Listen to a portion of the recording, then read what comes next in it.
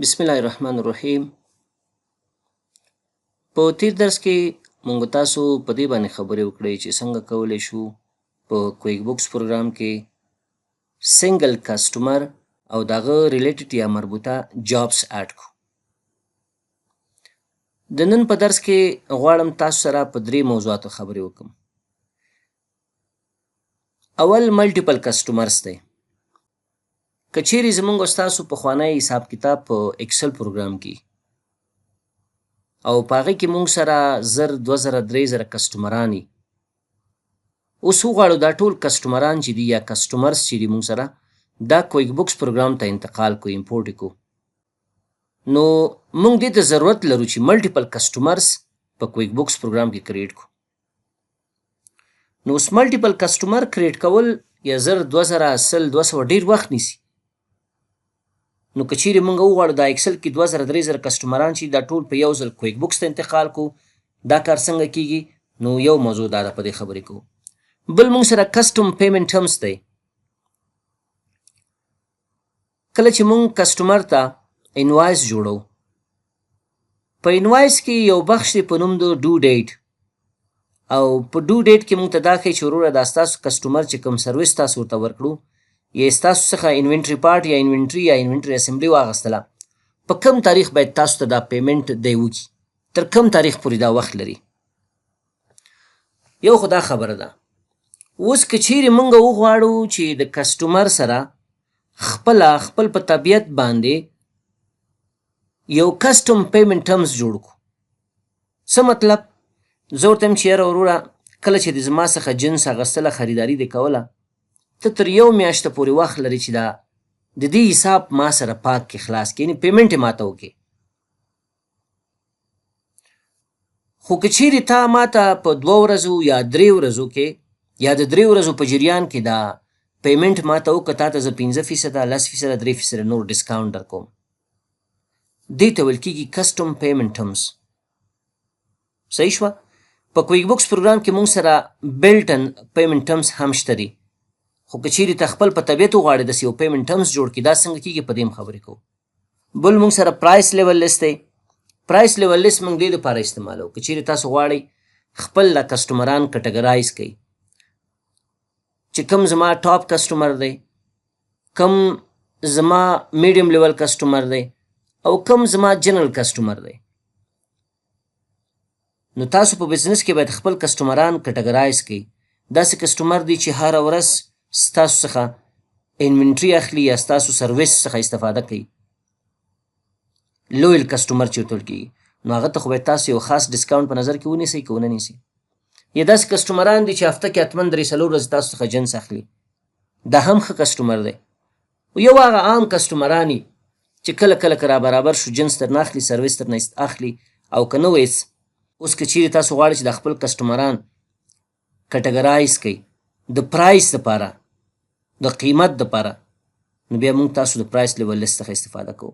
په دې کې بیا موږ ورته مشخص کوو چې وروره کم کسټمر چې ما په ټاپ پرایس لیول لیست کې اډ کو، هغه ته به 10% ډسکاونټ ایکسټرا په نظر کې نیسئ. کم کسټمر چې ما په میډیم لیول کسټمر یا میډیم لیول پرایس لیول لیست کې اډ کو، هغه ته به 5% ډسکاونټ په نظر کې نیسئ. خو کم کسټمر چې ما جنرل انتخاب کو ورته، صحیح شوه، په پرایس لیول لیست کې، نو هغه ته به ډسکاونټ په نظر کې نه نیسئ. کم سیل پرایس چې دی هغه به په هغه باندې اپلای کړئ. نو اوس راځم عملي تاسو ته په دې باندې کار کوم. راغلم کویک بوکس پروګرام مې خلاص کو، کسټمر سنټر مې خلاص کو. ګورئ دا کسټمران ما سره مخکې د مخکې نه جوړ شوي وو. اوس که چیرې تاسو سره ستاسو د کسټمر مربوطه ریلیټډ ډیټا په ایکسل پروګرام کې راغلم، ایکسل پروګرام مې خلاص کړ. دا 1000-2000 نفر کسټمران تاسو وغواړئ کویک بوکس پروګرام ته انتقال کړئ په اسانۍ سره. دا څنګه کوئ؟ راځم اول څه کوم، یو څه ډیټا اډ کوم. راغلم ومې لیکه چې کسټمر نیم، بیا مې ولیکه چې کمپنی نیم. صحیح ده؟ نور معلومات نه لیکم.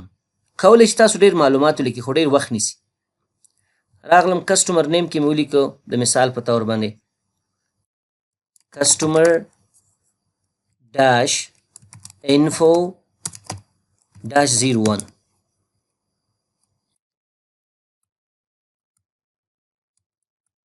هغه نه مې وروسته څه چل وکړو، دا مې تر دې ځای پورې راوسته دغه 11 نمبر پورې. فکر وکړئ 10 تنې کسټمران دي ما سره. دا کسټمران بعضې مربوط د منسټري آف فاینانس کیږي، بعضې مربوط د ګوګل کیږي، یو کمپنۍ ده، او بعضې مربوط د مایکروسافټ کمپنۍ کیږي. دا کمپنۍ نیم شو. نو اوس که چیرې دا تاسو غواړئ کویک بکس پروګرام ته انتقال کړئ، اول به راشئ چیرته کویک بکس پروګرام به خلاص کړئ، را به شي نیو کسټمر ان جاب ته او اډ ملټیپل کسټمر ان جاب باندې به کلیک وکړئ. په دې شکل یو صفحه تاسو ته خلاصېږي. په دې کې زمونږ مخکینی کسټمران هم ښیي چې مونږ کوم اډ کړي دي. کسټمر نیم دی او کمپنی نیم دی. په همدې شکل ډېر نور کالمونه دي مونږ سره. تاسو ګورئ ډېر زیات کالمونه دي. صحیح ده؟ اوس که چیرې تاسو وغواړئ چې دا کالمونه کسټمایز کړئ، ته وایئ چې یاره ما ته مسټر او مسز دا کالم نه دی پکار، فرست نیم او میډل انیشل لاست نیم دا نه دی پکار، صرف کسټمر نیم او کمپنی نیم پکار دی، یا فون نمبر دا شیان پکار نور لرې کړئ. دا تاسو کسټمایز کولی هم شي. دا کالمونه هسې ناق زیات پراته دي. کسټمایز کالمز ته راشئ، ورته وایئ چې یاره په دغه ټیبل کې چې اوس ما ته جوړ شوی دی د کویک بکس خو نه، دغه مسټر او مسز دا ریموو که ترېنه، فرست نیم لرې که، میډل انیشل هم لرې که، لاست نیم لرې که، فون نمبر دی فاکس هم ته لرې که، الټرنیټیو فون نمبر هم لرې که، ایمیل دی سی سی دا لرې که، او دا یو بیل ټو ادرس دی دا بل لرې که. اوکې کلیک که وګورئ تاسو دا کالمونه کسټمایز شو که نه شو؟ بلکل. اوس که چیرې تاسو ډیټا کویک بکس پروګرام ته راوړئ، اول خو کوشش وکړئ چې تاسو د خپل کالمونه د کویک بکس دا کم فارمټ چې دی دې ته په کتو سره جوړ کړئ. دلته ما سره اول کسټمر نیم دی، بیا کمپنی نیم دی، بیا مین فون نمبر دی. تاسو هم دغسې کسټمر نیم، کمپنی نیم، مین فون نمبر، همداسې نور معلومات کړئ. که ته وایې چې نه صرف دا کسټمر نیم او کمپنی نیم راوړمه، دا ډیټا یې صرف کاپي کې دسې عنوان به نه کاپي کوئ. کنټرول سی باندې کلیک کوئ، کاپي. راشئ کویک بکس پروګرام ته، دلته لاندې ودرېږئ، کنټرول وي کلیک کوئ، پیسټ. کنټرول وي څه معنا؟ پیسټ.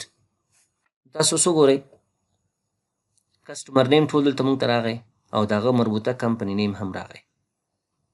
داسې هم کولی شئ چې یو کالم انتخاب کړئ، کاپي کړئ، هغه هلته پیسټ کړئ، بیا بل. هغه په هغه صورت کې که چیرې دا کالمونه یو بل سره په ترتیب کې نه وي، مثلا دلته ما سره نیم کالم دی، بیا کمپنی نیم دی. که چیرې د کمپنی نیم نه مخکې مین فون نمبر وي، نو زه مجبور یم یو دفعه کسټمر نیم کالم ته لاړ شم، ډیټا کاپي کړم، دلته پیسټ کړم، بیا هغه بل کمپنی نیم چې د هغه کاپي کړم دلته پیسټ کړم. خو اوس چون برابر و سیسټم یې، ما دواړه کاپي کړو، پیسټ مې کړو. د هغه نه وروسته سیو چینجز باندې کلیک وکړئ. نو ګوره ما ته میسج راکړه 10 کسټمر ریکارډز هاف بین سیوډ. اوکې کلیک کړه، دا کلوز کړه. تاسو وګورئ کویک بکس پروګرام کې مونږ سره کسټمر سنټر کې 10 تنې کسټمران نور اضافه شو. ما سره چون ډیټا نه و، ما داسې یو کسټم نیم ورته ورکړو، کسټمر انفو 1 2 3 4 5 همداسې نور. نو په دې شکل تاسو کولی شئ کویک بکس پروګرام کې ملټیپل کسټمر اډ کړئ. یو طریقه خو دا وه. بله طریقه زه راځم دا کسټمر نیم نه دی دا چینج کوم. دې کې راځم د دې په ځای باندې لیکم کسټمر ډاش نیم ډاش 01 ورته ورکړو، او دا مې تر دې ځای پورې کاپي کړه تر څو هغه مسلسل نمبر راشي. کمپنی نیم مې یو شی انتخاب کړ. کمپنی نیم فرق نه کوي، خو کسټمر نیم که یو شی وسي بیا ته هغه جوړولی نه شي. خو دلته ما سره دا کسټمران دي، کسټمر ډاش انفو ډاش 01. زه په دې نوم بل کسټمر نشم جوړولی، نو ځکه مې دلته لږ تغییر ورکړو. نو دا مې بیا داسې کاپي کړو، راغلم بیا کویک بکس پروګرام ته. بله طریقه دا ده چې کمپنی مینو ته به راشئ. دلته وګورئ مونږ سره یو کمانډ دی، بلک انټر بزنس ډیټیلز. په دې به کلیک وکړئ. چې په دې هم کلیک وکړو دلته به دا آپشن انتخاب کړئ. add the people you do business with. add more باندې به کلیک وکړئ. دلته به paste from excel or enter manually انتخاب کړئ. بیا به کنټینیو کلیک کړئ. دلته به هغه معلومات تاسو پیسټ کړئ. اول کالم ما سره د کسټمر نیم دی، دویم د کمپنی نیم دی. لکه د پخوا په شان داسې هم کولی شي چې یو دنه کالم انتخاب کړئ هلته پیسټ کړئ، بل سلیکټ کړئ کاپي کړئ هلته پیسټ کړئ. که دواړه یو ځای انتخاب کړئ هم مشکل نشته. دلته راشه کلیک وکړه، کنټرول وي کلیک کړه، پیسټ. نیم کسټمر نیم کې راغی او کمپنی نیم کمپنی کالم کې راغی. صحیح ده. دلته بیا موږ تاسو نشو کولی دا کالمونه کسټمایز کړو لکه مخکې سیستم چې ته ورته یاره ماته دغه الټرنیټیو فون نمبر دلته مخه یا فاکس مخه، دلته نشو کولی دا کسټمایز کړو. هغه نه وروسته به تاسو څه چل وکړئ، دا به مشخص کړئ چې دغه نومونه چې تاسو اډ کول غواړئ دا څوک دي. زه ورته یم چېرې دا هم زما کسټمر دی، دا هم کسټمر دی، دا هم سلیکټ آل به نه کوئ. صحیح ده. سلیکټ آل به نه انتخابوئ. راغلم سلیکټ آل مې په سکیپ کالم کې انتخاب کړه. هغه نه وروسته ورته دا زما کسټمر دی، دا لس وړه مې ورته انتخاب کړو. دا نور بیا سکیپ کېږي، دا نور خالي ځایونه لاندې چې دي، ځکه دلته مونږ ورته سکیپ انتخاب کړی. دا هم سکیپ که، هغه هم سکیپ که. هغه نه وروسته کنټینیو باندې مې کلیک وکړو. تاسو وګورئ ما ته وایي 10 contacts are ready to be added. contacts need to be fixed before they can be added. 0 نمبر دی. داسې کوم contacts نشته چې هغې کې څه اشتباه وي، هغه مونږ فکس کړو. هغه نه وروسته کنټینیو باندې کلیک وکړئ، دا کلوز کړئ. راشئ وګورئ کسټمر سنټر ته راشئ. مونږ سره تقریبا 10 تنې نور کسټمران هم اضافه شو. کسټمر نیم 1 2 3 4 5 همداسې تر 10 پورې. خو یو خرابي په دې کې شته ده، هغه دا ده چې اوس مونږ او تاسو نشو کولی لکه د اډ کولو په شان باندې ملټیپل کسټمر همزمان ډیلیټ کو. که اوس غواړو مونږ دا یو کسټمر ډیلیټ کو، مجبور استو یو دنه کسټمر ډیلیټ کو. لکه څنګه دې کسټمر باندې مې کلیک وکړو، د هغه نه وروسته کنټرول ډي مې کلیک کړو، بیا دې بل ته راغلم دا مې ډیلیټ کړو، بیا راغلم دا بل ته دا مې ډیلیټ کړو. کنټرول ډي په دې شکل دا یو دنه ډیلیټ کوئ. ملټیپل سلیکشن مونږ نشو کولی. تاسو پوه شئ په خبر باندې. یا لکه دلته راغله مثلا دا مې ډیلیټ کړو، کنټرول ډي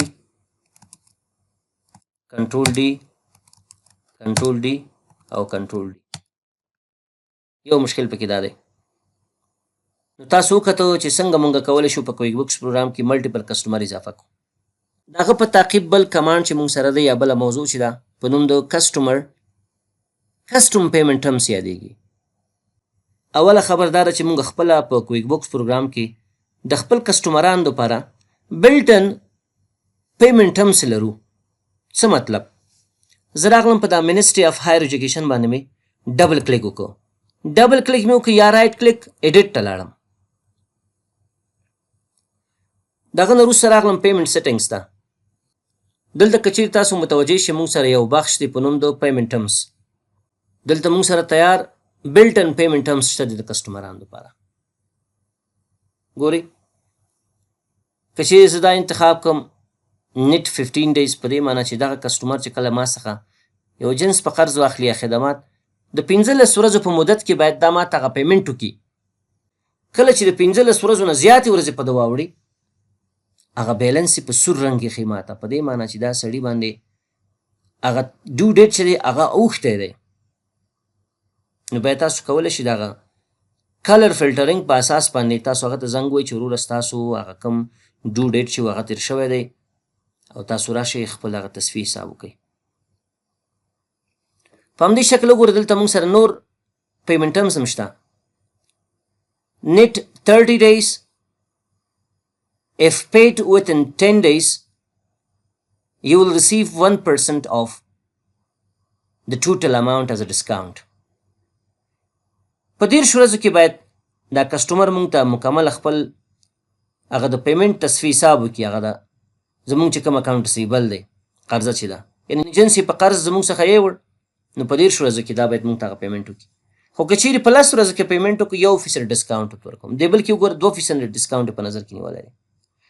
Do on the receipt ډو آن د ریسیټ په دې معنی چې کله د جنس ترلاسه کړه باید پیمنټ موږ ته وکړي. په همدې شکل نور د په ځای باندې زه یو بل پیمنټ ټرمز جوړوم، کسټم پیمنټ ټرمز.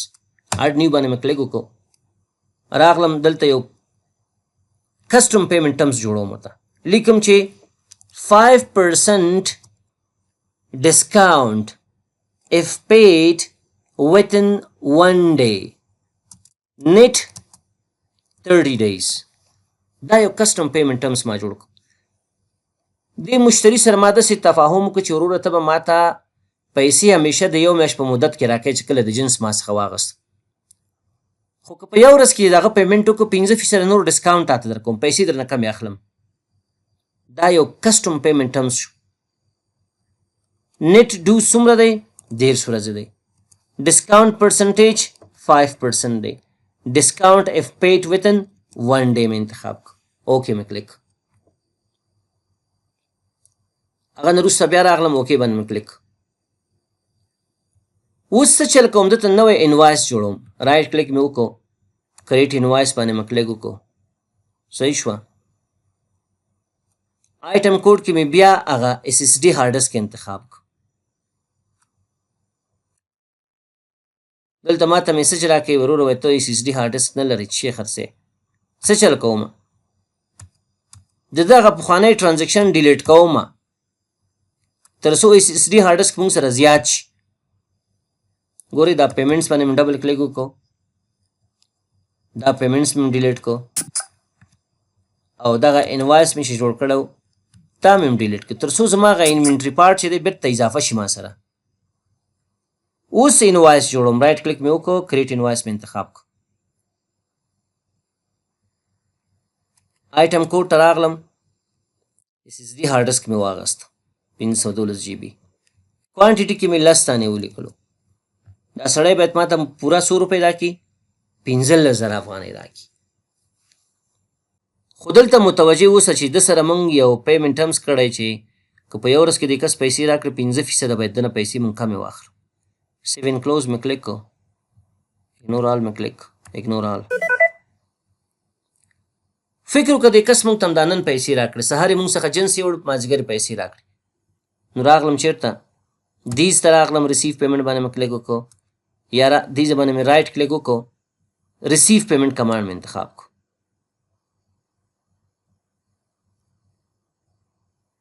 دې کس ما ته پیمنټ وکړو، کمې پیسې پیمنټ وکړو، دغه 15,000 افغانۍ چې دي.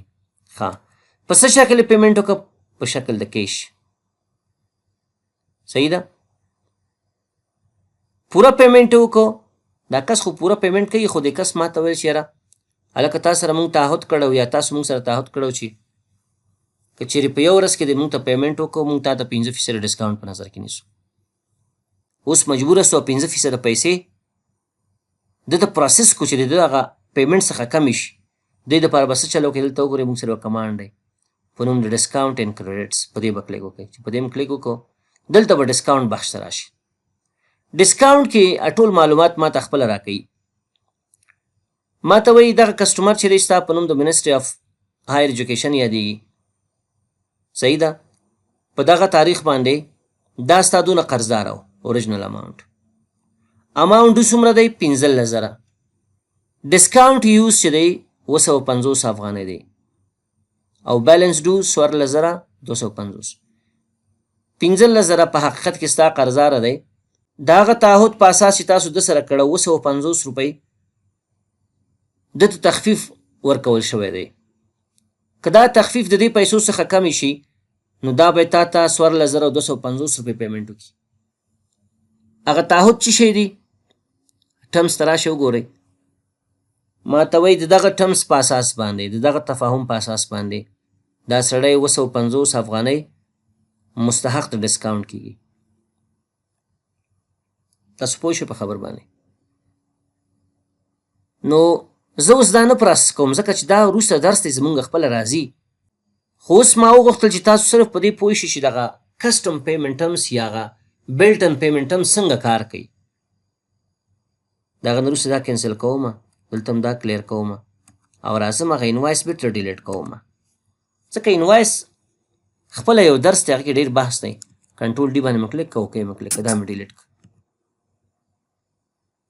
نو دا موږ سره کسټم پیمنټ ټرمز چې څنګه کولی شو د بلټ ان پیمنټ ټرمز او کسټم پیمنټ ټرمز څخه استفاده وکړو. د هغه په تعقیب بل کمانډ چې دی موږ سره په نوم د پرایس لیول لیست یادېږي. د ده تشریح ما تاسو ته کړې وه. راځم عملي کار کوم. دا زما کسټمران دي د 1 نه 10 پورې دي، تقریبا دیزې پورې 10 دانې کېږي. په دې کې بعضې داسې کسټمران دي چې هغه زما ډېر لویل کسټمران دي. غواړم چې هغه ته همیشه کویک بوکس پروګرام 10% ډسکاونټ په نظر کې ونیسي. کم سیل پرایس چې زموږ دی 10% دی د هغه څخه کمې واخلي. نو زه ورته یم چې دغه کسټمر انفو 1 چې دی دا زما ډېر لویل کسټمر دی. پرې ډبل کلیک کوم. راځم پیمنټ سیټینګ ته. دلته په پرایس لیول لیست باندې کار کوم. که چیرې تاسو متوجه شئ دلته موږ سره کوم پرایس لیول لیست نشته، راغلم په اډ نیو باندې مې کلیک وکړو. زه ورته یم چې دلته یو کسټم پرایس لیول لیست جوړوم. څه نوم ورته ورکړی؟ ورته یم چې ټاپ کسټمرز. صحیح شوه. که غواړئ چې هغه پرسنټیج ورته هم مشخص کړي چې څو فیصده ډسکاونټ ته په نظر کې نیسي. 10% discount. Top customers with 10% discount. دا یو پرایس لیول لیست ما جوړ کړو. ښه دا 10% ډسکاونټ چې د کس ته ورکوې په سروس آیټم کې ورکوې، په انوینټري پارټ کې ورکوې، په څه کې ورکوې دا ورته. زه ورته یم چې یاره په نور شیانو کې خو تاوان کوم، خو څه چل کوم؟ ورته یم یاره یو مشخص آیټم ورته انتخابوم چې په دغه کې زه ورته ډسکاونټ ورکوم، په نور کې ډسکاونټ نه ورکوم. او داسې هم کولی شي چې مارک آل کلیک کې ټول د آیټمونه انتخاب کړي. صحیح ده چې دغه کسټمران چې څه شی موږ نه اخلي هغه ته 10% ډسکاونټ په نظر کې ونیسه. البته سټنډرډ پرایس څخه 10% کم واخله. کم و زیات تاسو کولی شئ، مشکل نه لري. نو څه چل به وکړي؟ adjust price of market items to be 10%. دلته به فیصدي ذکر کوي. 10% لور اوسي یا زیات اوسي، ورته لور اوسي د چی شي نه؟ سټنډرډ پرایس څخه. اډجسټ کلیک کړه، وګوره دې ته نوی پرایسونه جوړ شو. 512 GB HDD هارډ ډسک سټنډرډ پرایس 1000 روپۍ دی. خو کوم کسانو ته چې موږ دغه پرایس لیول لیست انتخابو هغه څخه به 900 افغانۍ اخیستل کېږي. 10% به ډسکاونټ په نظر کې نیول کېږي. که دا تاسو زیاتوئ مشکل نشته، 15% ولیکئ. بیا اډجسټ کلیک ګوره اوس 15% شو. زه ورته یم چې نه هماغه 10% ډېر شی دی. اډجسټ مې کلیک کړو، اوکې مې کلیک. یو پرایس لیول لیست مونږ سره جوړ شو په نوم د چی شي؟ ټاپ کسټمر وت 10% ډسکاونټ.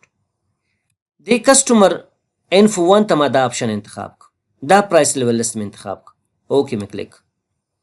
کسټمر انفو 2 ته راغلم، په دې مې کلیک وکړو. هغه نه وروسته پیمنټ سیټینګ ته راغلم، دې ته یو بل پرایس لیول لیست جوړوم. اډ نیو باندې مې کلیک کړو، ومې لیکه چې lower level customers with 5% discount. نور نه لیکل کېږي، with 5% discount مې لیکل. یا داسې هم کولی شم دلته یو ډاش ورکړم 5% ډسکاونټ ته ولیکم. ورته یم چې کوم کسټمران ته ما دا پرایس لیول لیست انتخاب کو هر نوع خدمات چې زموږ څخه اخلي، که سروس آیټم اخلي، صحیح شوه، که انوینټري پارټ اخلي، که انوینټري اسمبلي اخلي، هغه ته 15% ډسکاونټ په نظر کې ونیسه. 5% lower than standard price. جسټ کلیک کړه، اوکې باندې کلیک کړه. بل پرایس لیول لیست جوړ شو، اوکې مې کلیک. دا بل څه چل کومه، په دې بیا ډبل کلیک کومه، پیمنټ سیټینګ ته راغلم. ورته دلته زه یو بل پرایس لیول لیست جوړوم. که انتخاب یې نه کړي بیا د هغه نه مسل پرایس اخلي. زه ورته یم چې نه، زه یو بل پرایس لیول لیست جوړوم. لیکم چې rare customers customers. 2% डिस्काउंट मूर्ते पर नजर क्यों नहीं हो सही था और कोई चीज इस डिस्काउंट तो मोर कवा अब मुश्किल नशते रहे मां 2% डिस्काउंट पर नजर क्यों नहीं रागल मार काल बाने में क्लिक को दिल तो होता दासल 2% लिखम lower या higher समझना lower का सही था कतवे ची 2% इजाफा चार्ज की मैं तास कवले शी दिलता हायर इंतखाब की जरूर तुम चिना लोअर सही था एडजस्ट में क्लिक करो ओके में क्लिक अगर नरुस से ओके क्लिक नो द्रे दाने प्राइस लेवल लिस्ट हमा जोड़ क्लू द्रे कस्टमरान दो पर तास उस तफावत तो गोरे अवल कस्टमर बाने में राइट क्लिक करो क्रिएट इनवॉइस में होता इंतखाब को आइटम कोड की राग लमा से होता इंतखाब को हमदगा आर्चा वुड में इंतखाब करता दलता सो गोरे दियोतुन कीमत देता लज़र व 10 रुपए पर नजर किनी वाला दे असली प्राइस देता सो दे लिस्ट सरागलम आइटम लिस्ट पाने में क्लिक को दो आर्चा वुड असली प्राइस छदे तकरीबन मुंग सरा 100 रुपए दे 2000 अफगानी दे नु दे नफर ते 100 अफगानी पर नजर की निवली दी लज़र व 10% डिस्काउंट पर नजर की निवले कतवे ची यार दा डिस्काउंट बस सही का नहीं कैलकुलेटर वाखला और तवे दे 2000 ضرب का प्लस के तकसीमी का पसल बांधे 1200 की करने की نو د 2000 څخه چې 1200 کم شي 1000 پاتې کیږي خو که چیرې بیا زه کلیر باندې کلیک کوم راشم دلته کسټمر انفو 2 انتخاب کوم او آیټم کوډ کې ورته بیا هماغه ارچا وړ انتخاب کوم دې ته 11400 په نظر کې نیسي 15% ډسکاونټ په نظر کې نیولی ورته راشئ ایډیټ ته کالکولیټر انتخاب کوئ ورته وایي د 2000 افغانۍ 15% ما ته څه چل وکړه هغه ډسکاونټ یې معلوم کړه څو کېږي 600 روپۍ کېږي نو د 2000 نه 600 کم شي څو پاتې کېږي 11400 که دا کلیر کړمه راشم دې ځای کې کسټمر انفو 3 انتخاب کړم او آیټم کوډ کې بیا ارچه وړ انتخاب کړم ورته اوس وګورئ دته هغه 2% ډسکاونټ په نظر کې نیولی دی 1,250 روپۍ حساب یو تن لرګی یو کس دې سوال کوي تاسو څخه وایي چې یاره استاذه یا رئیس صاحب یا مدیر صاحب زه داسې کاروبار لرم چې یو دکان مې د مثال په طور باندې په کوټې سنګي کې دی بل دکان مې په ارزان قیمت کې دی دواړه زما دکانونه دي خو هلته مې یو ورور زه دې مرکزي کې یم کله چې زه د دوبۍ څخه جنس راوړم افغانستان ته مرکزي ته راځي خو دا جنس زه هغه ورور ته ورکوم نو هغه ورور ما از کسټمر په خپل سیستم کې اټ کړی په دې خاطر چې دا تصفیه حساب زما صحیح وشي نو جنس زما د ګودام څخه اوټ کیږي زه هغه د هغه ورور په نامه ثبت کوم چې دغه جنس ما څخه دغه کسټمر واخیست دغه ورور نوم مې په کسټمر کې رسولی دی خو غواړم چې په کم قیمت باندې چې دا جنس ما ته تمام شوی دی په هغه باندې هم محاسبه شي بیا هغه جدا خبره ده چې زه هغه سره د ګټې تاوان حساب کوم خو دا جنس چې خرڅوم ور باندې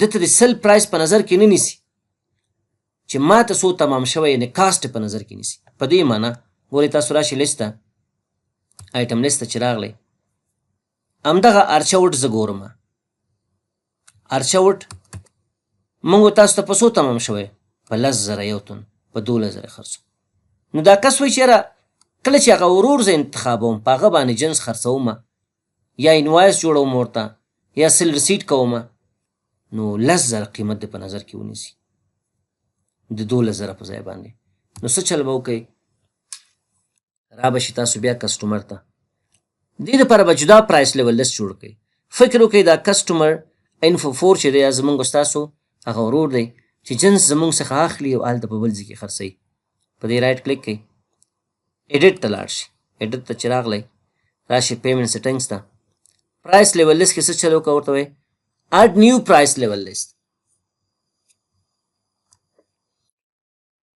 نوم ورته ورکړه کاسټ بیس پرایس لیول لیست صحیح شو ټول آیټم انتخابوئ که نه مشخص یو څو آیټم انتخابوئ زه ورته وایم چې نه خیر ټول آیټم چې زه په ده باندې خرڅوم څه چل دې وشي 0% lower or higher then د سټنډرډ پرایس په ځای به څه انتخابوئ کاسټ به انتخابوئ د هغه نه وروسته به اډجسټ کلیک کوئ اوس تاسو راشئ لاندې راشئ وګورئ دغه کم انوینټري پارټ چې ده ګورئ د دې کاسټ څو دی د 512 جی بي اس اس ډي هارډ ډسک مونږ ته راځي په 1000 روپۍ خرڅوئ په 1500 ده ته څو حساب کړي 1000 آرچا وټ مونږ ته په څو راځي په 10000 خرڅوئ په 12000 ده ته په څو حساب کړي 10000 دا نورو کې قیمتونه ولې نشته دي دا نورو کې په دې خاطر قیمتونه نشته چې دا زموږ او ستاسو سروس آیټم دی او سروس آیټم خو موږ د چا څخه نه اخلو موږ خپله خدمات وړاندې کوو په کسټمر باندې هغه پرایس چارج کوو نو دا خو چې زما څخه جنس اخلي زه د جنس حساب د سره کوم تاسو پوه شئ په خبر باندې د ده خو کاسټ معلوم نه دی دا خو ما ته داسې جنس دا خو داسې شی نه دی چې زه د چا څخه واخلم چې د هغه کاسټ معلوم وسي د ده سټنډرډ پرایس معلوم دی هغه سیل پرایس دا بیا چارج کېږي په هغه باندې د هغه نه وروسته اوکې مې کلیک کو او اوکې مې کلیک اوس چې کله زه دته انوایس جوړم راغلم نیو ټرانزیکشن ته انوایس باندې مې کلیک وکړو او په آیټم کوډ کې مې آرچه وډ انتخاب کو پرایس ایچ څو محاسبه کوي 10000 افغانۍ خو که چیرې زه دا کلیر کړم د ده په ځای باندې یو بل کسټمر عام کسټمر انتخاب کړم کسټمر انفو 5 انتخاب کړم او دلته راشم ارچه وډ انتخاب کوم ورته 2000 په دې حساب نو په دې شکل تاسو کولی شئ په کویک بوکس پروګرام کې د پرایس لیول لیست کمانډ څخه استفاده وکړئ دا و زموږ ستاسو د نن ورځې درس